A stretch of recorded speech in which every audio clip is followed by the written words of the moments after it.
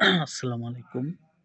আ অনেকেই আ আমার থেকে জানতে চাইছেন আ USA এবং UK এই ২ টা যদি আমি কম্পেয়ার করি তাহলে আ লেখাপড়া শেষে সেটেল হইতে যারা চায় তারা কোন দেশ ভালো হবে? USA or UK?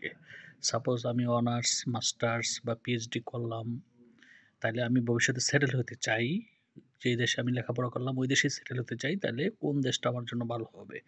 যদি USA এবং UK তুলনা করি তাহলে এই ক্ষেত্রে আমি বলব যে UK ভালো হবে। অলমোস্ট নিয়মকানুন রেগুলেটরি ২ দেশেই সেম। যেমন আপনি যখন আপনার কোর্স শেষ করবেন আপনাকে ২ বছরের জন্য তারা আরেকটা ভিসা দিবে। এই ভিসাটা দেওয়া হয় মূলত আপনি এই ২ বছর আপনি জব সার্চ করবেন অথবা জব করবেন অথবা কিছু না করলেও আপনি এই ২ বছর থাকতে পারবেন।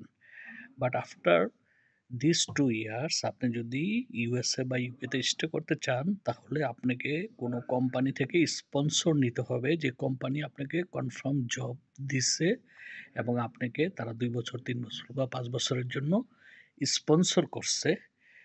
আদারওয়াইজ আপনি এই ২ দেশের কোনো দেশেই বৈধভাবে থাকতে পারবেন না। তবে এই প্রসেসগুলো বিশেষ করে PSW যেটা UK তে, অর্থাৎ আপনি কোর্স শেষ করার পরে যে ২ বছরের ভিসা, এটার পরে UK তে আপনি সহজেই স্পন্সরশিপ ভিসা পাবেন, যদিও এটার সাথে কিছু টাকা পয়সা রিলেটেড আছে।